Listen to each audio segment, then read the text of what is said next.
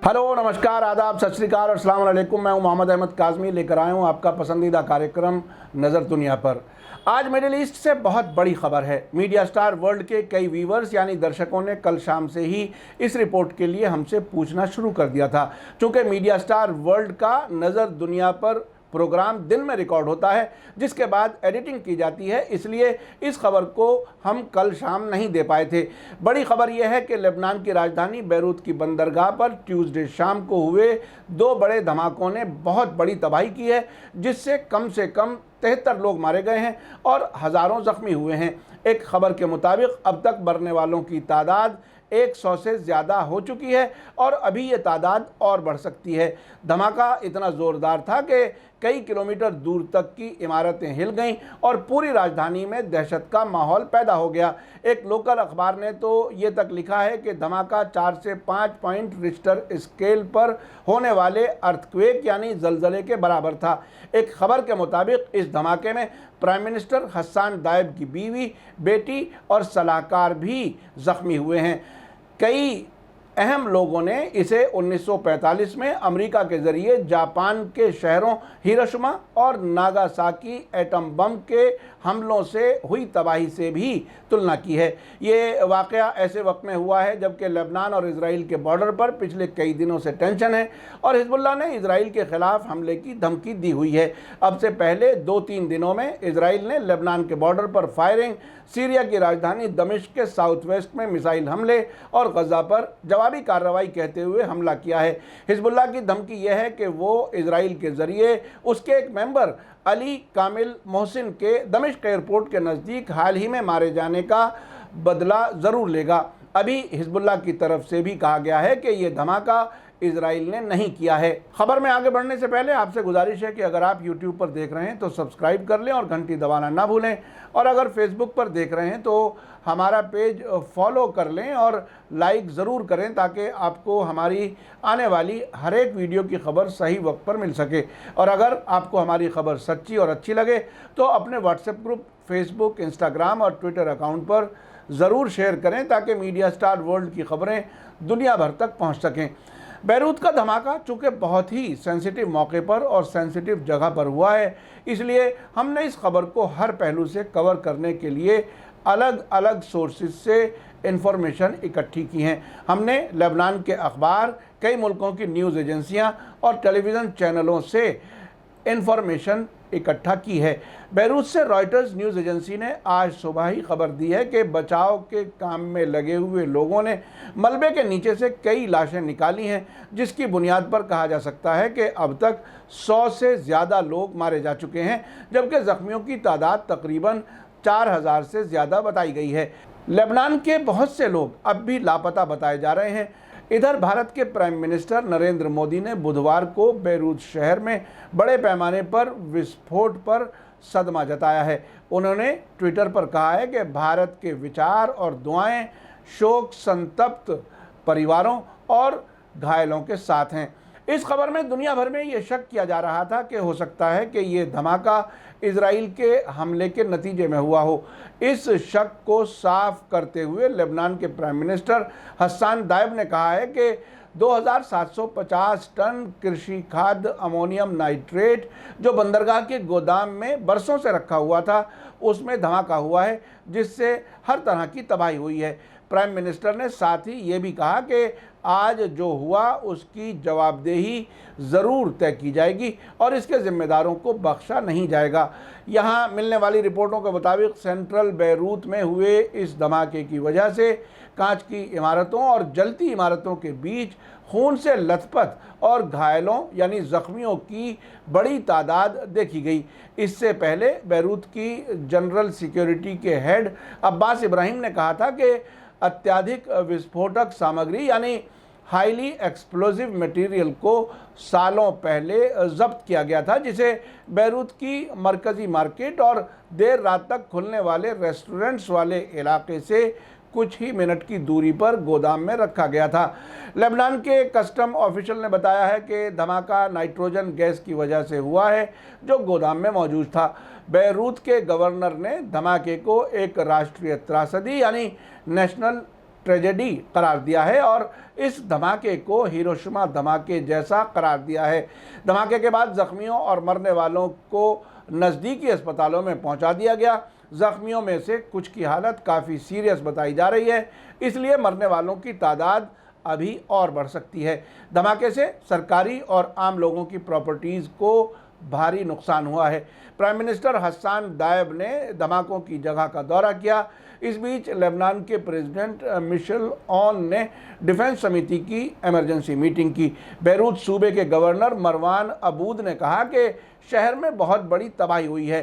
Qatar के television channel अल जजीरा ने खबर दी है कि धमाका जहां हुआ है वो जगह फॉर्मर प्राइम मिनिस्टर साद अल हरीरी के घर से करीब है, मगर वो सेफ और सुरक्षित हैं और हालात पर नज़र रखी जा रही है। एक प्रेस फोटोग्राफर अदनान अलहाज अली का कहना है कि धमाके के बाद मुझे लग रहा है कि जैसे पूरा बेरूत तबाह हो गया है। आम लोगों से अपील की गई है कि वे खून डोनेट करने के लिए आगे आएँ।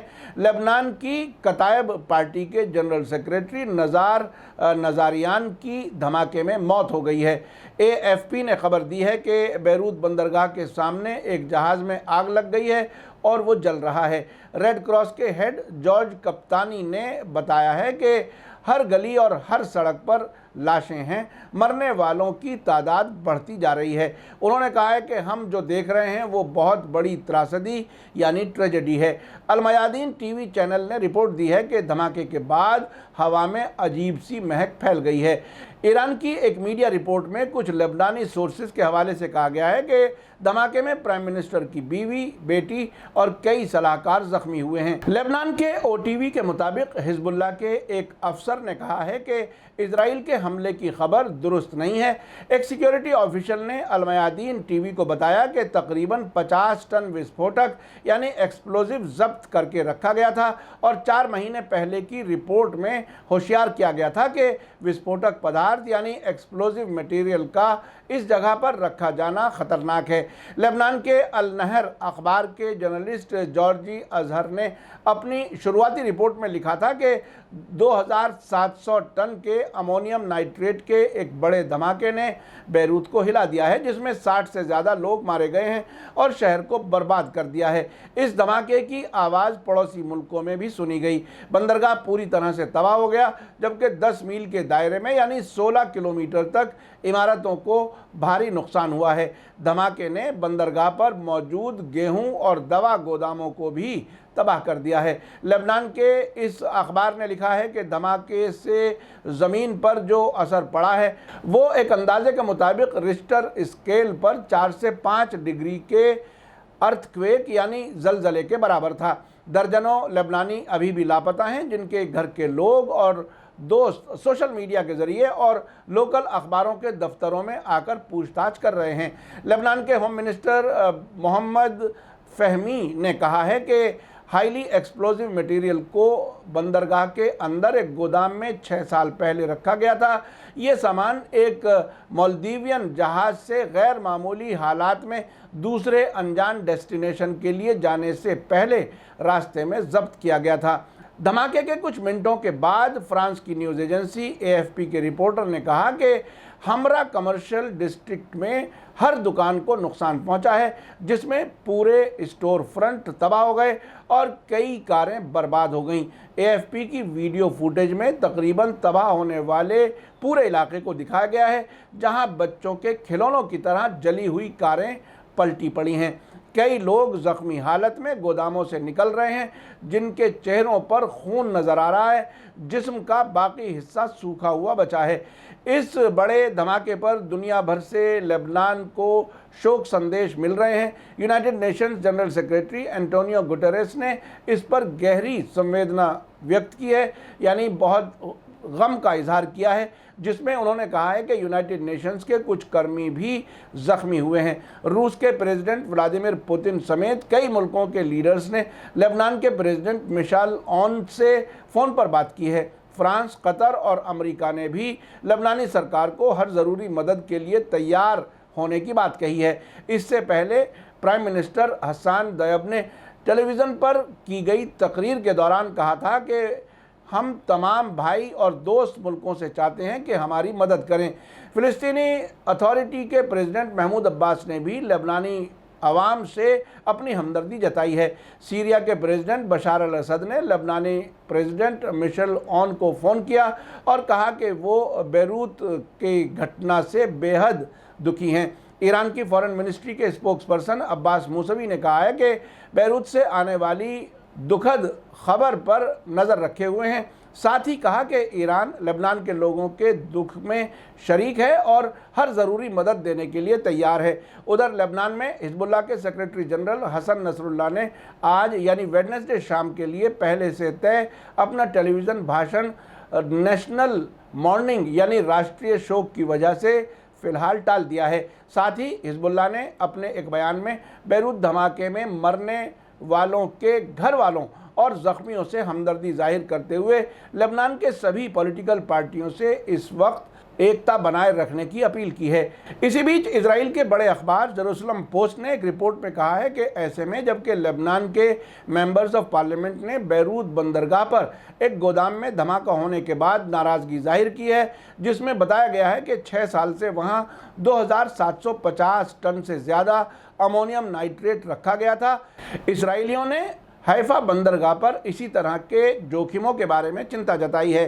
लिक्विड पार्टी के मेंबर ऑफ नेसेट गिला गेमेलियल ने 103 FM रेडियो से बात करते हुए कहा कि हमें ख़तरनाक रसायनों को हैफा खाड़ी से निकालने की ज़रूरत है। उनके मुताबिक इस इलाके को साफ़ करने के लिए 5 साल के अंदर केमिकल निकालने का प्लान है और उसके बाद 5 साल इसे पूरी तरह से साफ़ करने में लगेंगे।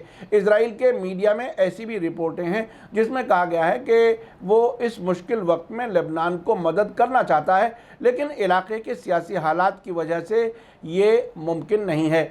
आखिर में ये बताना ज़रूरी समझता हूँ कि बेरूत के धमाके की जैसे ही खबर मिली, दुनिया भर में पॉलिटिकल एक्सपर्ट्स का ख्याल था कि ये धमाका इजरायली हमले के नतीजे में हो सकता है। लेकिन जब लेबनान सरकार और हिजबुल्लाह ने यह साफ कह दिया कि बेरूत बंदरगाह पर रखे हुए एक्सप्लोजिव मटेरियल में धमाका हुआ है, तो शक की कोई गुंजाइश नहीं रही।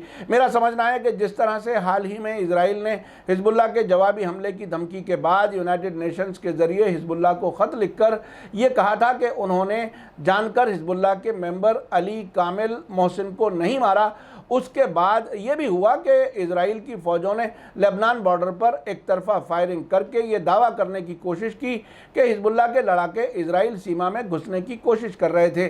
बाद में हिजबुल्लाह ने फिर कहा था कि उसने तो फ़िलहाल इजराइल की तरफ एक गोली भी फायर नहीं की है।